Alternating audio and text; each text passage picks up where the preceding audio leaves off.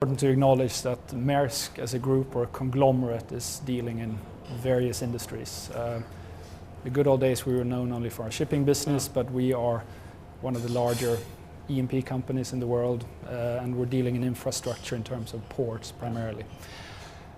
When we, like any business, we are looking for growth. There's been a trend going to emerging markets and getting high growth. I think in our business we are talking about sustainable growth. And sustainable growth to us is really twofold. It's been driven by trade and infrastructure. And you can't really have one without the other. So the overall trend for us at present and in the last few years has really been to be part in opening up for infrastructure in terms of our ports and be a facilitator of trade. Because that's the only thing that can give us the sustainable growth that we're looking for.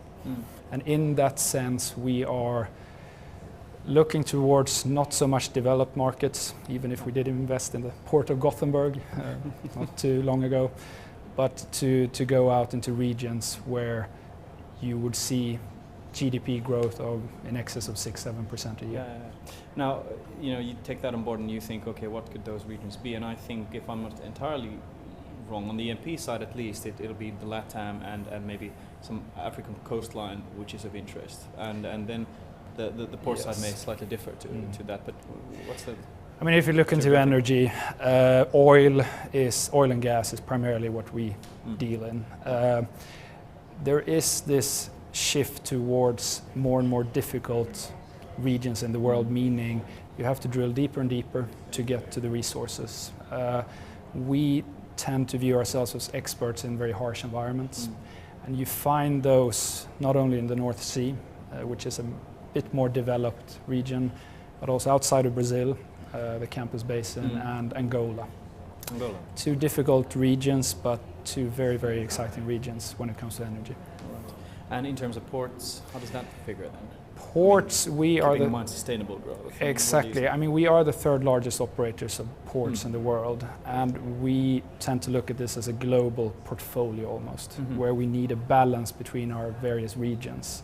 Because the ports, they are the sustainer of trade, and we of course try to be smart on what trade routes are the ones driving growth, and that's how we then look for port investments. Okay, indeed.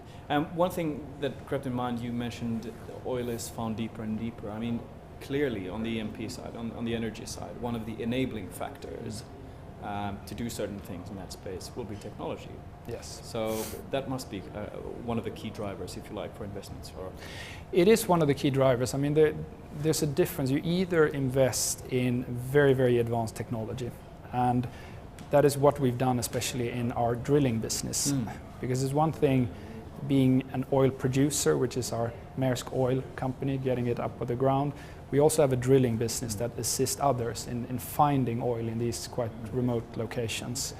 So you need equipment that's state of the art, and then there's a constant innovation for how you actually get it out of the ground by pushing water into the resources, etc.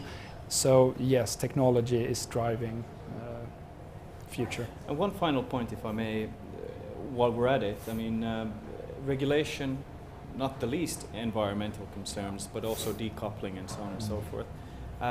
That's a massive topic. I mean, in energy in certain ways, but also in infrastructure in other ways, because you actually want to control regulated environment in order to make these investments worthwhile. How much does that figure in your thinking? Very much so. I mean, regulation matters. Who would be willing to invest millions and millions of dollars in infrastructure in a country that may be really the first port of call if you don't have at least some stable regime that can guarantee you that your investment doesn't suddenly get snatched away from you.